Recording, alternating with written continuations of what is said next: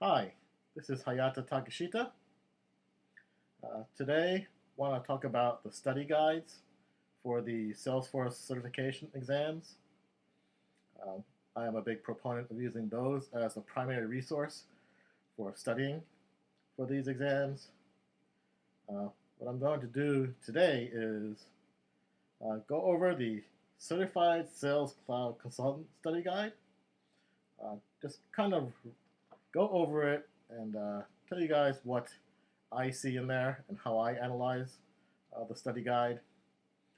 Hopefully, that will help uh, everybody else with how they might parse the study guides for the various exams. Um, Now, I did go through the study guide first pass, so this will be my second pass through it with my ideas on how to study. Right, so here's my study guide on my iPad. The first page has a title or a table of contents. Section 5 is the exam outline. That's where it tells you for kind of each topic area how much that's covered in the exam. It tells you the percentages. I find that to be really valuable for prioritizing. So I'm going to cover that last.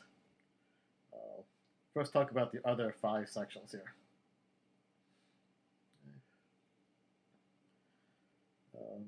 So the first section, actually there is a preamble, and I believe that just says kind of the positioning of the certification exam relative to the others, saying that you need the administrator exam first before taking this exam. The purpose of the study guide, again, really just reviews what's in the study guide itself. Section 2, audience description.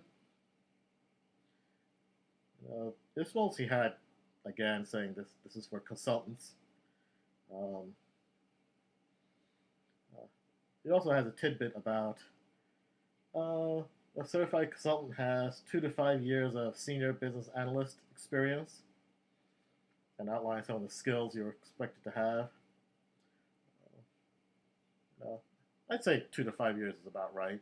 It doesn't have to be necessarily with Salesforce technology. Obviously, you will need to know Salesforce to take the exam, but I think if you've been a business analyst for a while, I think these skills should be well developed. It also says senior business analyst. That's arguable. Senior tends to be about timeline and not about ability. So that's what Section 2 is about. Section 3, about the exam, just says that 60 multiple choice, multiple select, and that it's proctored and closed book. Section 4, recommended training and references. It's got a few links to other documents. Some of them look like video training as well. I actually did try clicking the links, and it didn't really take me anywhere. So this is the first time this exam is being given for real. The study guide may not be quite up to snuff. But anyway, with that said, these links, they don't look like they're near enough to cover all the material that I would imagine would be in this exam.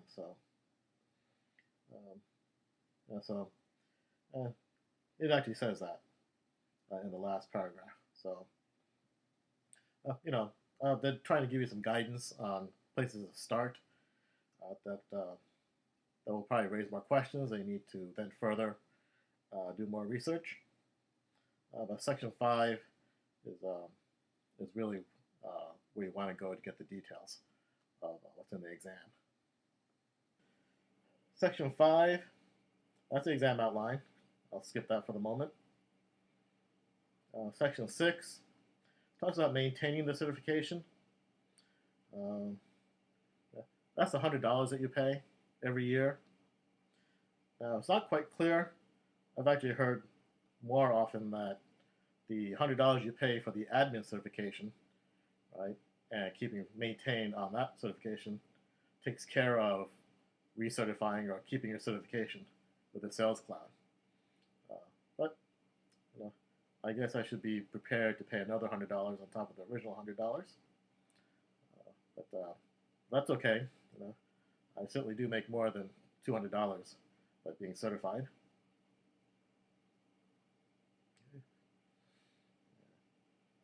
So now let's talk about the exam outline. Section 5, you should know, if it's not obvious, that the different study guides may have more or less sections. The exam outline is in Section 5 for this one. You know, when I first started looking at it, it didn't seem to have the detail that I've been accustomed to, but it actually does have it. Just a matter of reading the words correctly, I think. Let's see. Yeah, so, you know, I had first originally just scanned the list and decided to attack it in several passes. I mean, you're never going to go through a list this large in one pass anyway. So the first pass I took was basically just looking for nuts and bolts information about Salesforce. You know, just features and what features are mentioned here.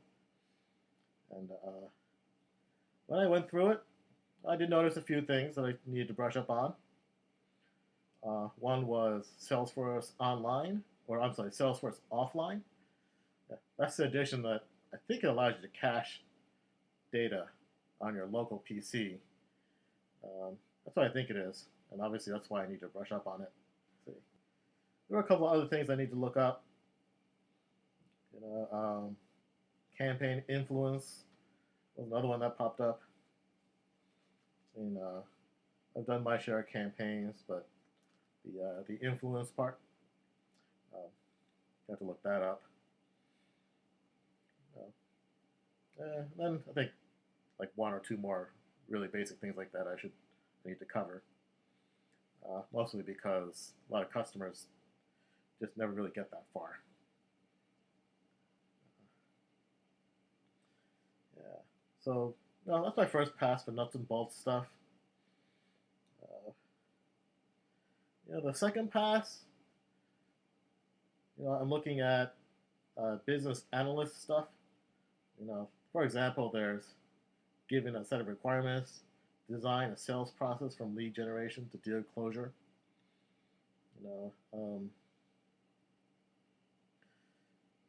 It's hard to study for that kind of thing because it's so much about having enough examples and practice. And I would say that 70% of this exam is like that. I believe it's going to be higher on the nuts and bolts stuff in the regular admin exam. Let's see here. Yeah, so there's a bunch of that kind of stuff. Nothing I can really study for. So I have to let that pass. The next pass, there's, there are metrics mentioned a few times, KPIs, ROI, that sort of thing. Metrics is one of those funny things where it's kind of easy to generalize them. Say this is a revenue metric, this is a turnover metric. If you really want to get into it, these are leading indicator metrics and these are lagging metrics. But it's one of those things that when you actually go to write a metric, it can be pretty specific to the situation. Where the data is stored, how it's stored, things like that. One thing you might do is take a look at the sample dashboards. Those are on the App Exchange. So if you haven't already, you can download those into a developer org and take a look at all those dashboards. Um, you know,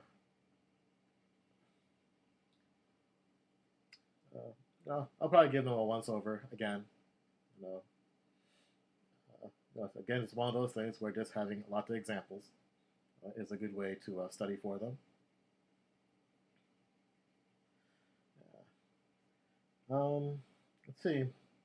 My next pass through here, I was expecting some project management items, and there is a section called implementation strategies. That's 8% of the exam, so it's fairly important. It's not the biggest percentage, but just looking at it, seems to be asking about the steps, also completeness, and then uh, how you know you're done, basically. So I have templates that I use for consulting engagements for that kind of stuff, so I'll just give that a scan. Let's see.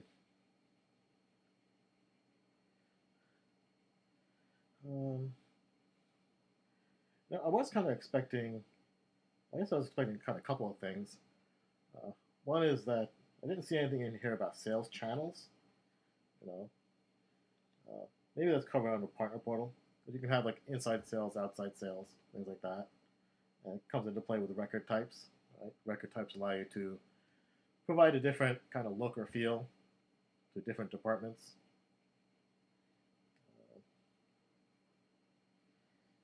The other thing I don't see here, at least clearly pointed out, are some of the common reasons for doing Salesforce automation.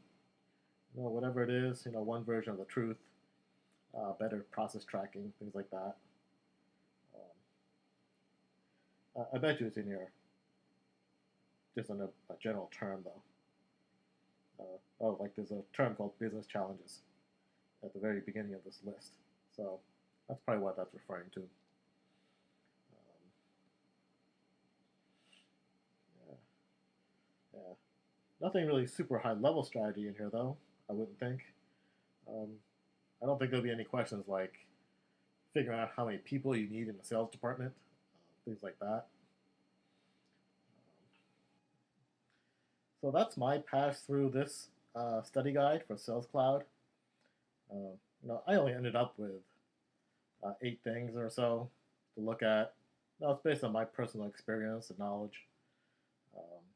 I'm hoping what you got out of it wasn't so much the specifics, but just an example of how to kind of take the study guide apart, and find what get a to-do list of the things you need to study.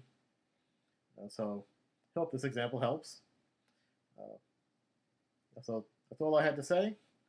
Yeah, I wish everybody luck on their certification endeavors, and I'll talk to you guys next time.